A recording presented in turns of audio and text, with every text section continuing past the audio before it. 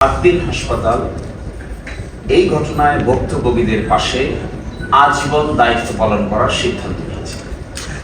প্রথম, ভুক্তভোগী পরিবারের কোনো সদস্য অর্থাৎ মা, বাবা কিংবা ভাই বোন যতদিন জীবিত থাকবেন তারা আদ্দিন হাসপাতালে সকল রোগের ফ্রি চিকিৎসা পাবেন ঔষধ ব্যতীত। দ্বিতীয়ত, আদ্দিন হাসপাতালের মেডিকেল কলেজ সমূহে কোনো উপযুক্ত ছাত্র যদি থাকে এই পরিবারে, তারা বিশেষ ভিত্তিতে এই মেডিকেল কলেজগুলোতে পড়াশোনা করতে পারবে। এছাড়াও এই পরিবারগুলোর কেউ যদি মনে করে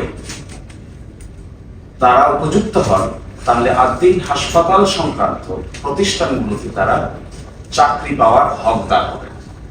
এছাড়াও আদ্দিন হাসপাতাল মনে করে এই ঘটনার জন্য ভুক্তভোগী পরিবারের পাশে একটি সম্মানজনক এবং রেসপেক্টফুল পজিশনে আদ্দিন হাসপাতাল ভুক্তভোগী পরিবারকে ক্ষতিপূরণের ব্যবস্থা করে, যেটি সম্মানজনক হয়, যেটি সকলের কাছে গ্রহণযোগ্য হয়।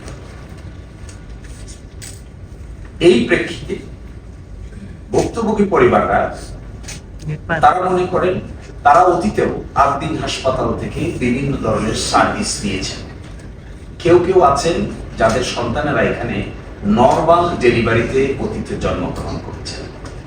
তারাও এই ঘটনাকে বেদনাদায়ক এবং অপূরণীয় ক্ষতি হিসেবে আখ্যায়িত করছেন।